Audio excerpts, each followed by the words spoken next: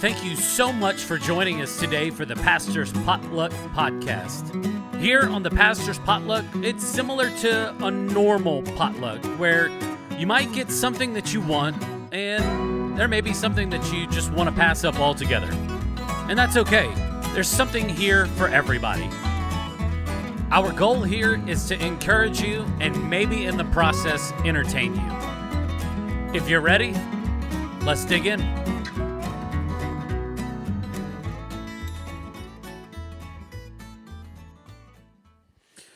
Well, thank you so much for joining us once again for another episode of the Pastor's Potluck Podcast. Hey, real quick, before we get into talking about our stuff. So I just needed to throw this out there. You may have noticed that we missed a week, okay? I'm not making an excuse for why we didn't put anything out because we recorded something that week. So last week we talked with Scott. Or you heard us talk about Scott with Moses, and we're starting continuing through that story. I just totally had a brain fart and didn't schedule anything to go out. I really did. All right, it happens. I got to church on Sunday, and I had the video and the audio file on my desktop, and I was like, "Dang it! I didn't schedule this for this week." It happens. Listen, things just happen. Dude, it's weird. I'm not complaining in any bit, but just with everything that we have with the construction, we've got a crazy project that is about to happen with our stage that we're going to do. We're all cooped up in the cafe, and it's not normal. It's just I'm way out of my comfort zone. Not complaining in any way. I'm trying to find a good median to get things done, and I can't find it yet. I'm still getting things done, but I'm not. You guys are not displaced right now. Any kind of rhythm or routine or anything. And that's understandable. It is. I want to take a nap. We all thinking forgive about you. it. We forgive you for not posting. Yeah. It's all right. It happens. We thought about doing 2 episodes in 1 week. And calling it Dropping the Deuce. Or just the double helping. The double scoop. The double scoop. I don't know. Double helping. Let us know what we should have called it if we ever do we had a double missed week. opportunity there. Okay. Call it the Pastor's Pootluck. I don't know. Jared just got back from lunch, y'all. I did. Dude, we ate at the Olive Tree, that place in South Charleston. That's probably my favorite restaurant I've found in Charleston. Was that your first time? Yeah, it's eating first there? time. It is pretty I got good. the hot Italian is what they call it. It's a sandwich. I don't remember what I had when I went there, but it is good. So it's kind of like a French dip. So it's got shaved roast beef, and it's hot with bell peppers, onions, provolone cheese, and it's got it's juicy. They didn't come with the dip to dip it in like a typical French dip, but it was really good and came with a mountain of French fries. And They do have good fries.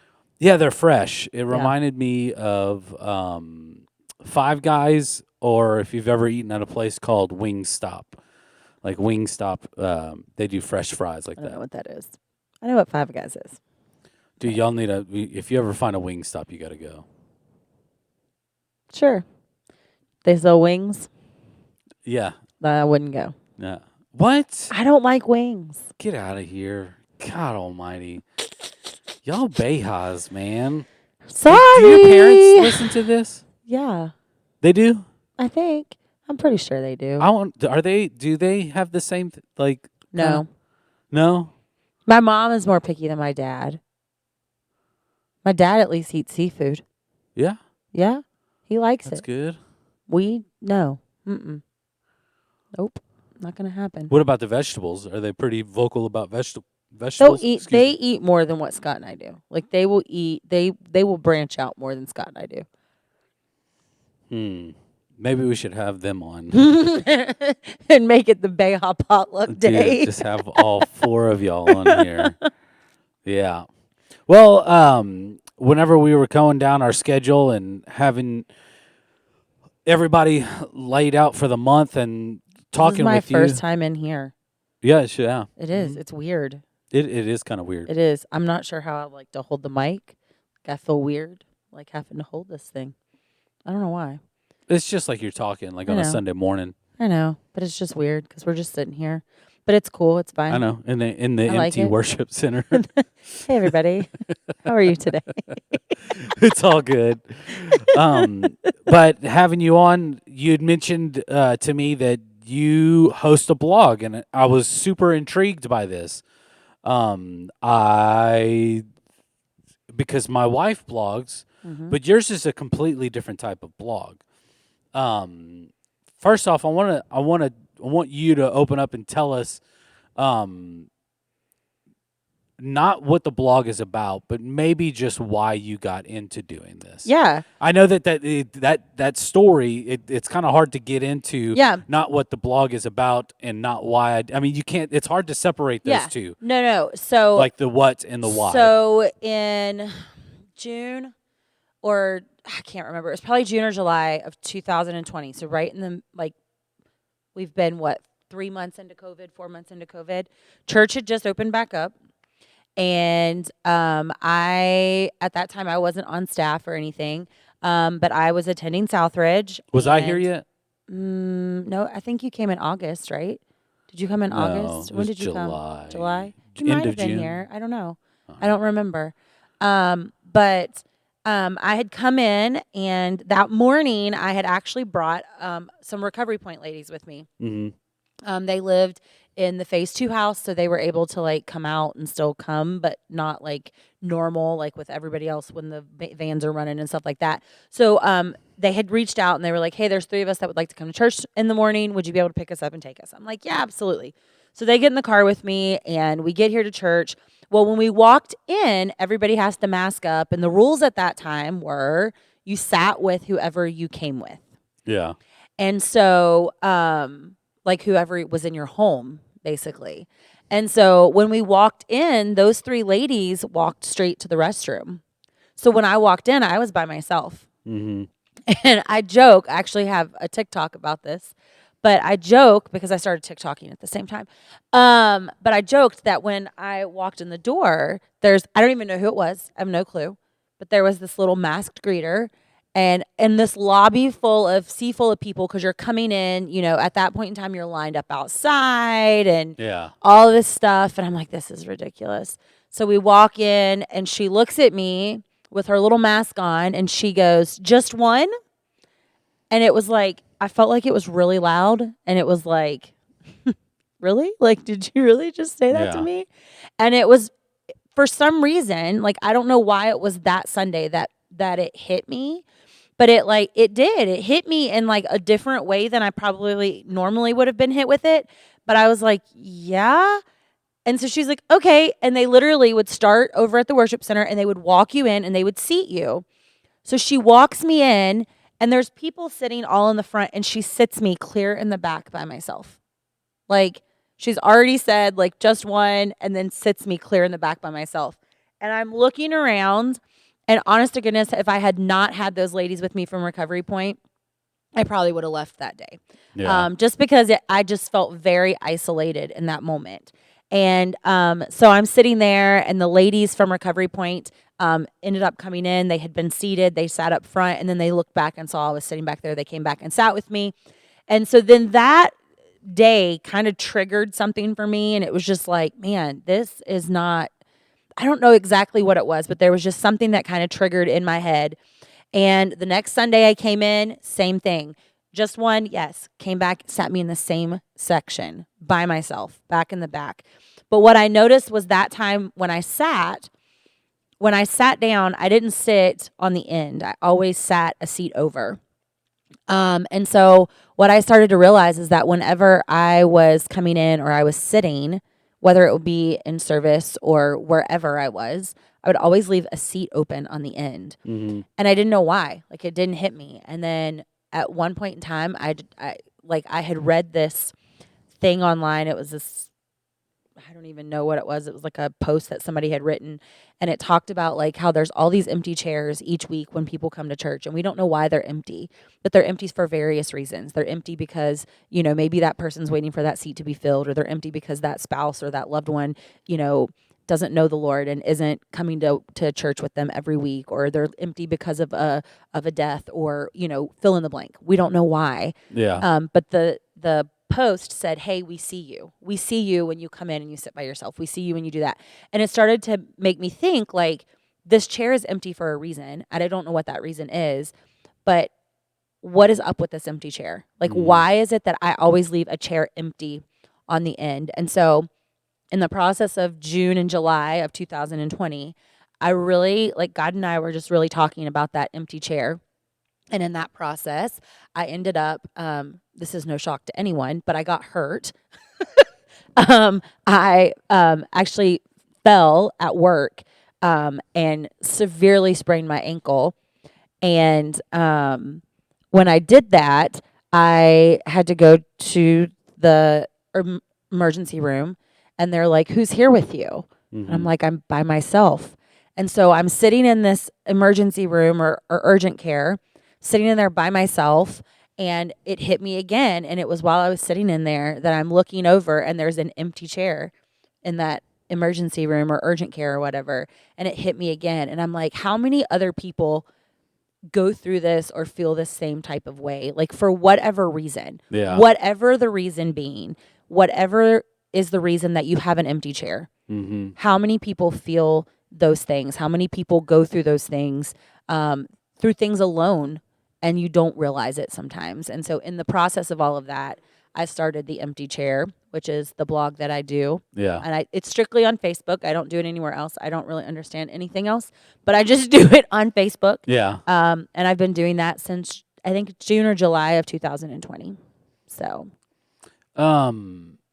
First off, I'm sorry that, I mean, I know it was like non-intentional, but yeah, no, it but I really think it's- was. I think It it's was funny totally how- not like, and I don't even know who that lady was, and I know She only that served one even week. to this day, I couldn't even tell you who she was. Like, I mean, Yeah. it could be somebody that I talk with every time I'm here. I really and truly don't remember. Yeah. And she was not in any way, shape, or form, like trying to Yeah. be mean. She was just doing what was asked of her. But I remember sitting back there in that back corner that very first Sunday. And all I could think was, I do not want to be here. Yeah. And it wasn't because of what she had said or where I was seated or anything like that. But all I could do was look around and see that everybody was sitting with people and I was by myself. Yeah. But then I realized I wasn't the only person that was like that. Like Yeah. there were other people that were seated by themselves. Yeah. And that could have been for, any type of reason. So the goal of the blog is just to not only just offer up some encouragement or maybe some kind words, but just to be able to challenge other people to think of this empty chair scenario in a different light, because you don't know what they're going through. Yes. Whether it, like you said, it could be a death of a family member. It could be that family member that is maybe no longer here and they're still trying to remain faithful and obedient by showing up and coming. And it could be, God hasn't sent them their spouse yet that they're gonna eventually be married to, but to just offer up that encouragement for those people. Yeah. I mean, because a lot of the times, yes, there are moments in life to where you do feel empty whenever you're just okay. I can't tell you how many times I've gone and had dinner. Say if Erica and the kids are going visit family or whatever, and I go out and it's just one. Even though I do have like those people, I mean, it is very, very disheartening. So yesterday was Monday. We're recording this on Tuesday, but yesterday we went to IHOP for our staff meeting, and I looked over and there was this little old man that was sitting there by himself, and it broke my heart. Like, Yeah. I don't know why he's there by himself, but I was like, oh, like that makes me it makes me sad because I don't know his story, but it just made my heart sad because I'm like, why is he sitting there by himself? Like that makes me sad. But I'm very aware of those people or those situations when people are sitting by themselves or people are by themselves, not just sitting by themselves. Yeah. But in those situations, I've tried over the last 2.5, almost 3 years now, to be very aware of those things, Yeah. because I can tell you that as someone who is sitting there by that empty chair and has been for her whole life, people don't always see that, and people are not always. I think sometimes we can get very caught up in what people can get very caught up in their own things, in their own like families, in their own, whatever.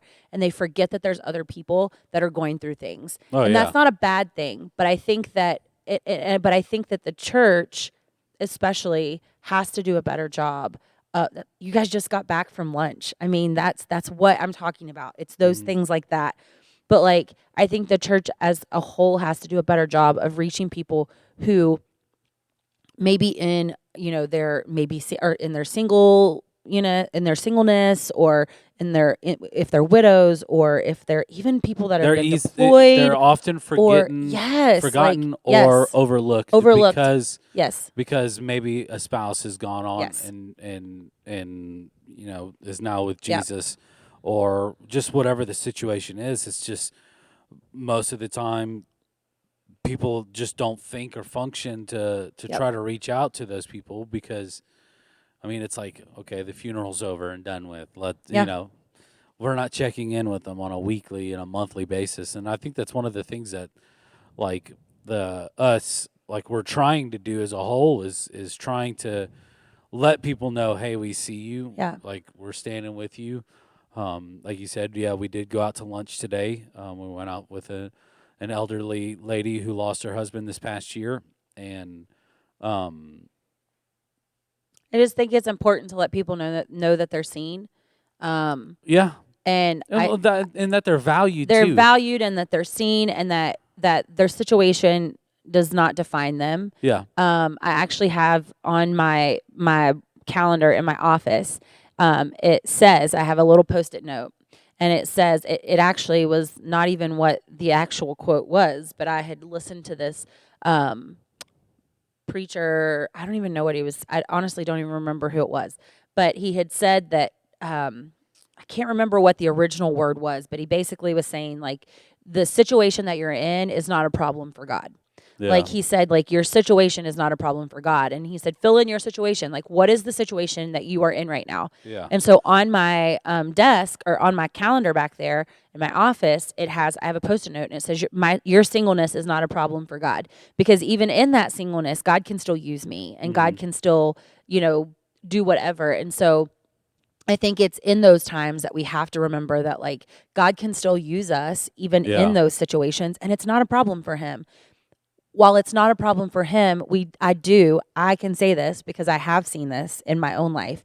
It does sometimes become a problem for other people, and they yeah. don't know how to handle that. And I've actually, and in my blog, like you can go to it. It's called The Empty Chair on Facebook. And I've talked in there numerous times about like how sticks and stones can break bones, but words can never hurt me. And that's like the biggest lie that we've ever been told in our whole lives, A hundred because percent. words hurt. And once words are said, you can't take them back. Like there's no amount of I'm sorry that's going to take something back. And so like I think that just being intentional with what you're saying and how you're saying it, but just also in my mind, like just remembering like that my singleness is not a problem for God, while other people may have seen it as a problem, and I don't even want to necessarily say a problem, but as while other people have called it out or made comments about it, to God it's not a problem. Yeah, He's going to use it. He's going to do what he needs to in this time and in this. I heard somebody say it last night to stop calling it a season, because seasons come and go and you don't know how long you're going to be in this. And so I've probably for the last year and a half have started saying it's like this waiting room. Like you don't know when you're going to be seen or if you're going to be seen. So like it's kind of like this waiting room. But yeah, I feel like it's been really important for me for the empty chair to just be yeah, able to share my heart. And what I have found in doing that is that not only have I been able to share my heart and what God is teaching me in this time, but I've also been able to see how it is related to other people who, while they may not be struggling or may not be in this, waiting room of singleness with me, they're still in a waiting room of some type. Yep. And so that has been really cool to be able to see how that has related to other people in that way as well. Yeah. Yeah, I think just to kind of go back and I'll cover a couple of things. So there's a lot of, for lack of a better way of putting it, there's like misinformation whenever it comes to people in the church, and they see a married couple and they see value in it and they see awesome and strength and everything else, and they got kids. Oh, they've got it going on. But there's the value of those two individuals is not anything other, it's not greater than the value of a single individual, because we have to understand that one person is just as good, if not better, to be used than someone who's got a spouse Yeah. or family or whatever Yeah. it is. It's nothing less. There's nobody that's greater. Right. Like I don't jump up a tier whenever I get married. He gets extra bonus points Right. for leading worship as opposed to somebody who is not married or whatever. Right. It's just silly and it's stupid. But there's a lot of people that think along those terms, and they look at those people as almost kind of like an inconvenience because Yes.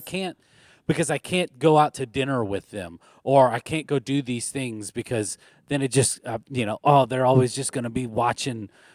That's the absolute worst way to think about any situation. Yeah, I actually have a whole post on that, something very similar to that. Yeah. And I talked about how,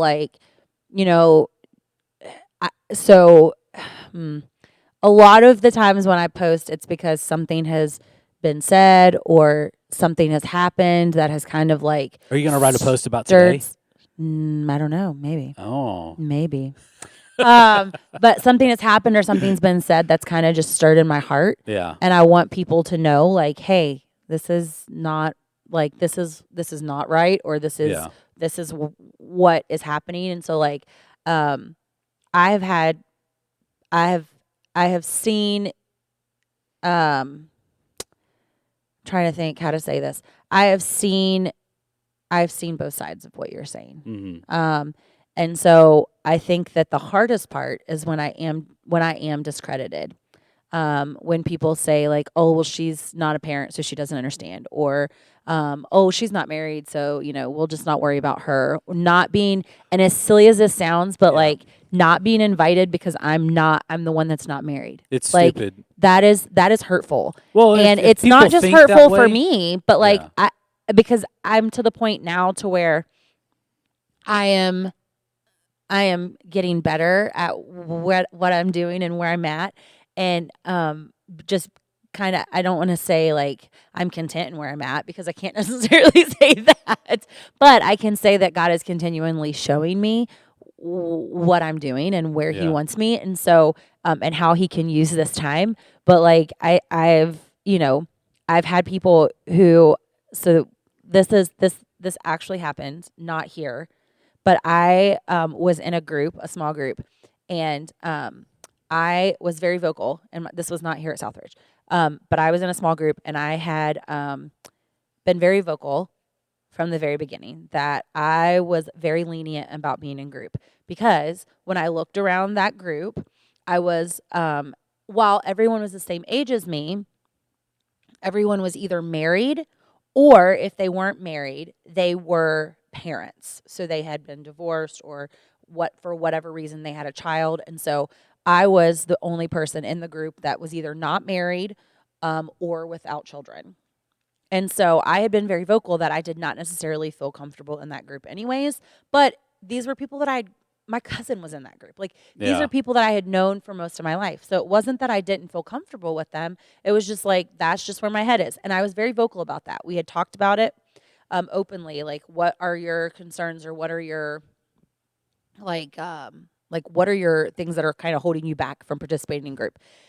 And so I had said that. Literally 2 weeks later, we're sitting in group, and this is one of my not so fun moments. But we're sitting in group, And someone in our group says, "Oh, we should have like a group like retreat, like a weekend thing, like go to camp. Like it would just be a lot of fun. We should do that." And I'm sitting in the chair. My cousin is sitting across from me, and so she can see me. And I was like, "Oh yeah, that does sound fun." And as soon as I said something, someone else in the group said, "How's that going to work?" And I said, "What do you mean?" And their response was, "I figured this was just going to be for like the couples in the group." Dude, we gonna go fight them. And I was Let's like, go get them right now. and I literally looked at them and I said, "And you're the reason I didn't want to be in these stupid groups to begin with." We should go get them. And I was ready to lose my mind. I actually never went back to that group. And when I started here at Southridge, Scott and Megan were like, "You should come to group." I didn't want to go to group because that was my Experience with experience groups. with group. Like I didn't want to go to Yeah. group. Like no, absolutely not. And so like I have had to really like be selective with my community and the people that I surround myself with because I don't want to ever feel like I don't want to feel like that. Like Yeah. that was humiliating for that person to sit there and say that to me. But then they didn't stop. Like they continued to make comments even after I had pointed the finger and said what all I needed to say. Like they continued until finally I just left and I never went back to that group. But it was one of those things where I was just like, "Are you kidding me right now?" Yeah. Like, so I think that like for me, I've seen the good, I've seen the bad, I've seen both of those things. We should go get that person. Though. I'm Well, dead serious. We it's should all go right. get them. It's fine. I don't know what we're gonna do whenever we get them, but we're gonna get them. It's all right. It's all right. Here's what I'll say. That is not the first person that has said something, and I'm Yeah. sure it won't be the last. It So something you said earlier too. You were like, it's not kind of like a season. It's more like the waiting room, and it just kind of reminded me of a couple of things. So obviously, like you have a desire to be married, and I think that that's perfectly normal and that's okay. That desire for companionship is something that is, I think that that's from God. I mean, that's what He did whenever He saw Adam. He's like, I'm gonna provide a Right. companion. And I think that and there's obviously some people that you come across that they're like, I don't want to ever be married, and you're like, that person ain't ever going to be married, and they are content with that, and they're going to be Yeah. single, and they're going to have tons of cats and tons of shopping bags, and that's them for the rest of their life. Like, and you get that, and you see that, Yeah. and I think that that's the way that God creates people. Like sometimes, but I think that the fact that you have this desire to have a companion, to be married, but you're in this waiting moment, I think that longing is something that is from God, Yeah. because it's the way that God designed us and it's the way that He created us to be. Right. Some of us, not so much with cats and bags, but some of us for sure. And so what I'm saying, what I mean to say this is, like, if God has put it on your heart to be able Yeah. to do something like this, He gave the desire for Abraham and Isaac to have a child. They had to wait till they were 190. Yeah. Like Abraham was 100, Sarah was 90. Yeah. Right? Am I getting the names right? Yes. Yes. And so having to wait Yeah. this long period of time, I hope you don't have to wait till you're 90. But I Or only hope 100. not. Dear Jesus, please don't let that happen. But go ahead, But you because know then what I'm it saying? just it, Because go ahead. there's this promise Yes. that I believe that He has put on your heart, and so being content in the waiting period, in the situation that you are in until God fulfills it, and just trusting, Yeah. and knowing that God is going to take care of this, and it will be in His perfect Yep. time and in His perfect way. Because now we look back on the story of Abraham Mm-hmm. and Sarah with the birth of their son Isaac, and we see the birth of a nation. We see Right. something crazy awesome that has happened to it because they were just faithful in the waiting room that they were in. Mm-hmm. Right. Right? I'm not trying to say that you're going to have a No, new no, like West Virginia too, like your birth of a new state or something. But the promise, I Right. believe, is there. Yes. So yeah. So it's funny because I just actually wrote about this yesterday after you and I had talked that this was what we were going to be talking I didn't about. read any of your posts except for the first one, Rude. by the way. I'm just kidding. No, because I I'm wanna go I'm back just and read 'em. joking. I I'm can't- totally I can't- joking. Dude, I can't do podcasts I'm like joking. a buffet. I'm sorry. Okay, so 2 weeks ago, I think it was. We've been talking with the kids in Kidsmen about prophets, and we've been in the book of Jeremiah. And so we've been talking about how Jeremiah was sent to tell, God's people that, like, hey, if you don't get it together, something bad's going to happen. Yeah. They don't listen, like always. They don't listen. Yep. And next thing you know, here comes, the Babylonians, and they take them into captivity, and they're there for, 70 some years. And so I actually was not supposed to be in first service 2 weeks ago, but I ended up being in there for the first 5 to 10 minutes, and I started the lesson. And the opening question for the kids 2 weeks ago was, have you ever been promised something but had to wait for it? And I don't remember if I said it out loud or if I just said it in my brain, but I was like, seriously, this is not about me. Like, what is this? This is junk. Like, what is this? Yeah. And I was like, okay, God, like, I see you. Like, this isn't fun. I'm not supposed to be in here right now. This isn't my part of the lesson. Like, and so the kids are telling me, like, they're excited for Disney World and, like, all these other things. Somebody else said they were getting a baby brother or baby sister, and that was like a promise, and they were excited when that happened. And so anyways, they're all talking. Well, then I get relieved and I get to come in here. So of course all that happens, and I'm like, that whole time I'm like, okay, whatever. Like, I don't want to hear any more of that. And then second service, I go back, and while I've prepped the lessons, like, sometimes it's like I'll prep the lessons and I go over them and stuff, but then, like, sometimes when I'm, like, in there teaching, like, it almost is like it hits me more because it's like, oh, snap. And so it may have just been that I was more attentive because of what had already been, like, that little question at the beginning of first service.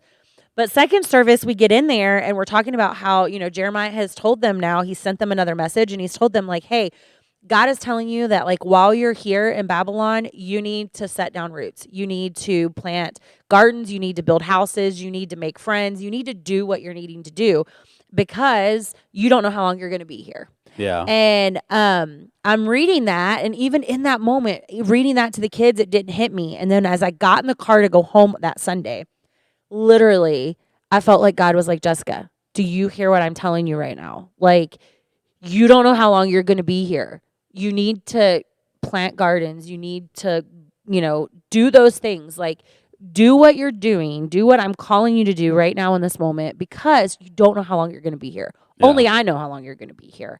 And so plant, build homes, plant gardens, make friends, like, do those things. And remember that I have a plan for you, because Yeah. in the midst of all of that, is one of my favorite verses, which is Jeremiah 29:11. And here these people are in the midst of captivity, in the midst of being held, in a country that wasn't their own, like, in the midst of this foreign place. And they're being told, like, don't worry, like, God's got your back. Like, I've got you. My plan is to prosper you and not to harm you. My plan is to give you a hope and a future. And I felt like for the first time, like, probably ever, like, that verse probably hit me more in that moment driving home 2 weeks ago than probably what it ever had before, because sometimes I think we can miss some of those, like, little kernels of, like, God, we didn't know, they didn't know how long they were going to be there. Yeah. Like, I don't know how long I'm going to be here. I only hope it's not for forever, but it could be. And if that's the case, then I have to be willing to, build houses and plant gardens and water it and let it grow and see what God can do with it. Because I don't know. And so, that was just something that a lesson for kids. Like, Yeah. I think I probably got more out of it Wasn't a that lesson week for than kids. it That wasn't was a a lesson lesson for them. It was definitely a lesson for me. And I They're was like, just like, thanks, yay, Jesus. got plants. Yeah. You want me to do what? Yeah. But It's funny, like, how sometimes, like God works like that. Like, Yeah. whenever he wants to get your attention to do something, yeah. like, he, like, for me, like, I don't even see where, like, this plays into, I don't know, maybe he's about to ask me to do something, like, pretty crazy. But, like, the last several weeks, it's been nothing but the word obedience. Obedience, obedience, obedience. Jared, you got to be obedient. You got to obey. Yep. You got to obey. And I'm like, man, I'm doing everything that you've asked me to Yep. do. Like, I feel like I'm good. And so I think he's setting me up for something to where it's going to be like crazy, Yeah. crazy, and he's going, and I just have to be obedient. Yeah. Um, Well, so we went to CPC this year to the Children's Pastors Conference, and the whole theme of CPC was hope. And not so we, but you and your me team. me and my team went, and so like Just want, I like sorry, to clarify not little Jared things and I. like It that. was me and Terry and Sherry and Kristen. But the whole theme of that whole like the week was hope, was unending hope. And so one of the speakers, Beth Guckenberger, she talked about hope is something tangible that you can Guckenberger. I know, isn't that a fun last name? But No, she it's talked not. about how like hope is something that's tangible that you can hold on to. Yeah. And she talked about the story of Rahab and how like that rope that Rahab threw out was that tangible hope that she could hold on to in that waiting period. Yep. Don't kill And me. so it was like that whole week though. I mean, time after time after time we talked about hope, and then someone else talked about how hope is just waiting. Like Yeah. it's a living hope. It's a hope that has life. It means it's not dead. And so it was like every speaker they're talking about this waiting and talking about hope and what you can do in the waiting and what you can like the hope that you can have in those waiting periods of life, and just on and on and on and on. And then literally 2 weeks ago, it was that same message of just like waiting and having hope and having that planning of like, hey, put down roots, like trust in God, do what He's gonna do. Like Yeah. the song that they sang almost every session while we were there was He Won't. And it's like Christ is our firm foundation, Yeah. and He won't like fail us. And so like that song has kind of been on repeat for me for the last 6 weeks I thought since you were we've gonna got sing back. like this old song, "Trust and Obey." but I there's sing no that to other babies when way. I'm in the nursery. Really? I do. It's Yeah. my favorite. That's We used good. to sing that to Landon and Livy when they were little. That's how we got them to go to sleep. I feel like but- you should sing that song a little bit more often than I know, right? help out with my kids and put them to sleep. Just record yourself and I'll play. Listen to this and go to sleep, please. Shh, be quiet. So the way that people can follow along with your blogging journey, and you said it's The Empty Chair, and it's Yes. only on Facebook. Yeah. Cool. And you do some posts on TikTok as well. I know that's more like That's like personal not Jess, like, really you're a lie. I just found this song, so I'm gonna dance to I'm it. not really sure that my TikTok, it's not inappropriate stuff. It's Yeah. just me That's- being a little crazy sometimes. Yeah. It's okay. But to follow along with your blog, it's gonna be on Facebook. The Yeah, Empty yeah. Chair. Yeah. Perfect. Maybe you should write a post because we're promoting. I'm just joking. We're promoting you. You should. I just had one yesterday maybe promote me. on there. No, I appreciate it. I appreciate your vulnerability, but also just being obedient in what the Holy Spirit was kind of leading you to kind of open up your heart and share, but also with other people that may be in an empty chair situation. Yeah. So, pretty good. Now, it's your favorite like part I've- of the episode. Not done this in a long time I know. since we were in there pre-flood. Pre-flood. Alrighty. Oh, this is not too bad. If you are to open a store, what are the things you would sell? Shoes. That's it? Shoes? I You mean, just can do it like just a be sh- really random? A shoe store? Like shoes and clothes and sweet tarts. Sweet tarts. Yeah. Yeah. Some Kansas City barbecue sauce. Some Gates barbecue sauce. Be really random. Yeah. All of my favorite things. All of Be a your. store of all of my favorite things. Yep. Oh, that you just can got have me that song- excited. You can have that song playing These all the are a time. few of my favorite things. Yes. Yes. And then just walk people around while you sing it. Like Sweet and tarts and this? barbecue sauce and tennis shoes and kid stuff. yes. Oh my goodness. I think that I would.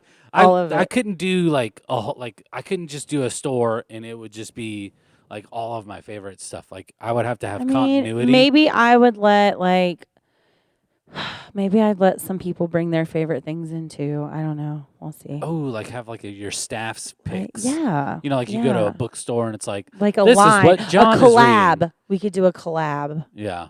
Clearly, I'm on TikTok if I know what a collab is. I don't know what that is. I love that Pastor Anna's back there shaking her head at me right now. No, I'd probably do. So if I had to pick 3 different stores that I would open, I would do a shoe store, obviously, because I like shoes. I like video games, so I do like retro and new video game store, which would be Old great. school new Nintendo. Yep. And then I'd have like a little area that people can like play games, you know, like arcades and You stuff. put Pac-Man in there, be down. We would put everything in there because it would be the best one ever. But then I'd also like to have a bookstore. I think it would be really cool. But get rid of all like I hate going into like Books A Million right now, and you walk in and like the first thing that you see is like, this is how you read the horoscope section, Oh. and this is how we, read your Yeah. palms section. So I would not have those. Yeah. I would open it up, and you'd have to like walk through like the pages of the Bible archway or something. Like, hey, this is what you're getting You're into. going to open a Christian bookstore. It would be a bookstore that had Christian books in it because I still like Yeah. science fiction. I still, I like Right. I like stuff. Just it's okay to eclectic, like stuff but that's not Not- Christian, Yeah. I got you. right? These are a few of my favorite things. I would do that, I done said I want to go to the Ludacris concert, y'all. He's dude. coming to the state fair. So is Nelly. I digress. Yeah. I'm sorry. Yeah, just got really those are not excited. my favorite things. Those are my favorite things. Those Dude. things can be in my shop too. Yeah, Ludacris? You'd Well, sell I mean, Ludacris? I'd sell some songs. I don't know. Yeah. CDs maybe. See, that's CDs. the word I was looking for. We're gonna sell Ludacris CDs. CDs. Merch. We're gonna sell some merch. Not yeah. Merch. But it's all good. Thank you for being here. Thank you for opening up your heart and sharing with us a little bit. And I love the analogy of just being content in the waiting room. I think that there's a pretty good sermon in that. Well, that's so funny because that's what my first sermon that I preached here was about. Was Yeah. the waiting room. It's good. So good. I was here for that. I Were you? remember. It was a catalyst. It was a Wednesday night. No, I was here for your first Sunday. That Sunday. Yeah. That wasn't it. I did a catalyst Yeah. the summer before I started here. And it was a Wednesday night. It was only online. And so it's on YouTube. But it was about the waiting room. Dude, that's the one thing that's the pits about being on staff at a church is because I listen to so many stinking sermons or whatever. And so whenever you were saying that, I was like, oh, yeah, I think I was here for that. I don't even I remember don't what you think you talked about whenever you were. preached on Sunday morning. Oh, wait. So- This past summer, it was about the sandcastles. It was about relationships. Yeah, I remember that now. You Yeah. had to jog my memory. Yep. All righty. We love you guys. Bye. Bye. Have a good one. We'll see you next Friday. Thank you so much for listening in with us today. We really appreciate it. If you haven't done so already, go ahead and hit that subscribe button. You can also follow us on social media, on Facebook, Instagram. And you can also watch the video version of this on YouTube as well. All you have to do is search up the Pastor's Potluck Podcast. From all of us here, we want to say thank you, and we'll see you next week.